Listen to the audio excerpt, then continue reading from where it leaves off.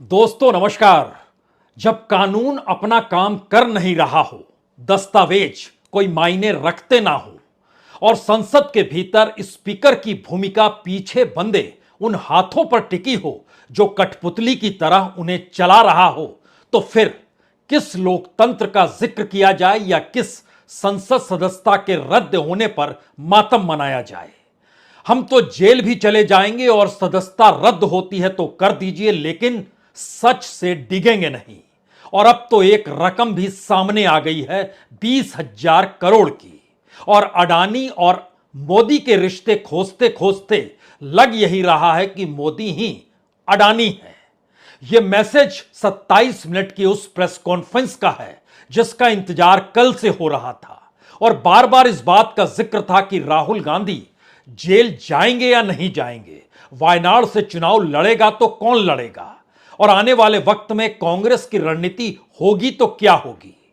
बहुत महीन लकीर है, अब इसे पढ़ने की कोशिश कीजिए, क्योंकि पार्लियामेंट के भीतर जो कुछ हुआ बहुत कम लोग इससे पहले जानते थे कि राहुल गांधी ने तमाम दस्तावेजों के साथ, तमाम डॉक्यूमेंट्स के साथ जिन बातों को पार्लियामेंट में अपने पहले भाषण में कहा, उसको दो दो बार स्पीकर को सौंपा और स्पीकर उसके बावजूद भी कोई जवाब नहीं दे पाए तो सीधे मुलाकात कर यह कहा कि जब देश के मंत्री उन पर आरोप लगाते हैं तो बतौर पार्लियामेंट्री उनका यह हक बनता है और नियम कायदे के अनुसार बनता है कि पार्लियामेंट के भीतर उन्हें कहने की इजाजत दे दी जाए।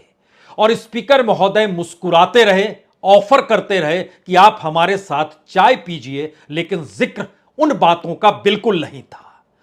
क्या एक ऐसी स्थिति संसद के भीतर भी आ चुकी है जहां कानून मायने नहीं रखता है, डॉक्यूमेंटेशन भी मायने नहीं रखता है, यानी फैक्ट्स कुछ भी मायने इस देश के भीतर में अगर संसद में नहीं रहते हैं तो बाहर कैसे रहेंगे। यहीं से दूसरा सवाल निकल कर आया रिश्तों का। जो बार बार जिक्र अडानी और मोदी के रिश्तों का जिक्र अपने भाषण में किया राहुल गांधी ने, आज उसको भी डिकोड करने की कोशिश की। 3 सवाल सीधे तौर पर उठा दिए।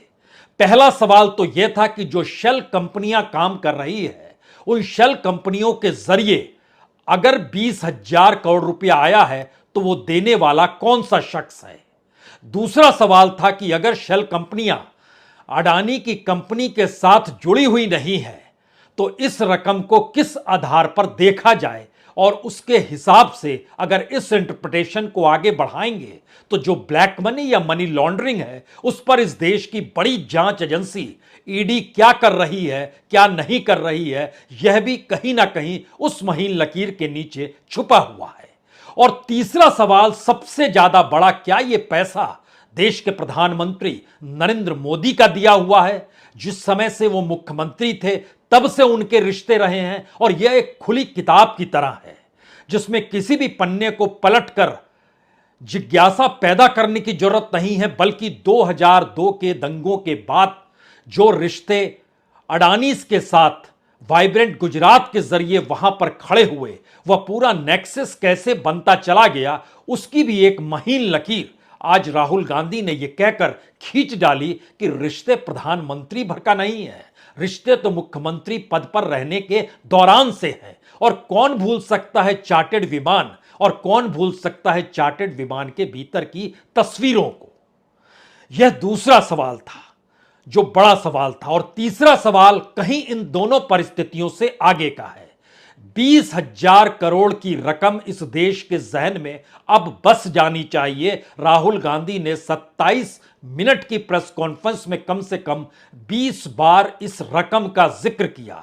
वो जानते हैं कि इस देश के भीतर जब घोपले घोटाले स्कैम होते हैं तो एक रकम होती है।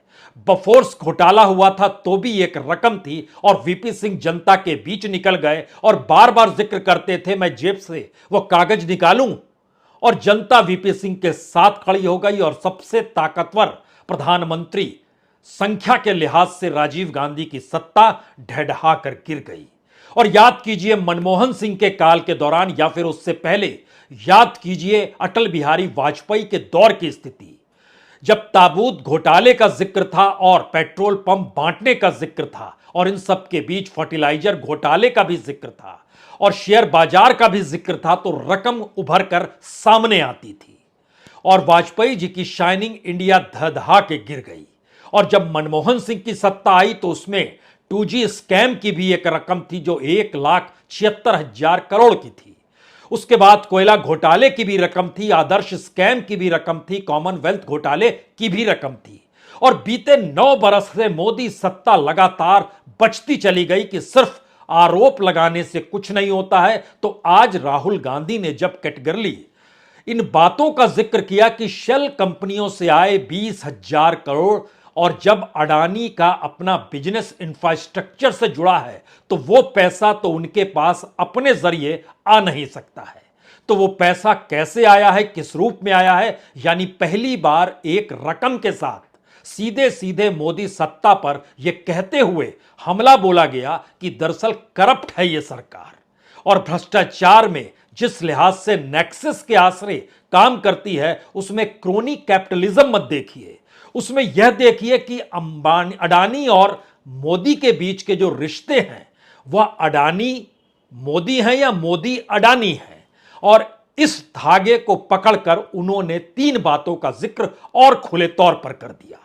उन्होंने कहा आप मेरी सदस्यता रद्द कर सकते हैं, कर दीजिए, मैं अपनी बात पर अडिग हूं और इसे कहता रहूंगा। दूसरा जिक्र जिसका लोग इंतजार कर रहे थे, उन्होंने कहा मैं जेल में भी मुझे बंद कर दीजिए, मैं जेल भी जाने को तैयार हूं। इसका मतलब 2 है। पहला मतलब यह है कि अब जिस मामले को लेकर उनकी सदस्यता रद्द की गई है उस पर कोई कानूनी पहल होगी कांग्रेस की तरफ से या नहीं होगी, या इसे एक मौके के तौर पर कांग्रेस अपने साथ खड़ा कर दे।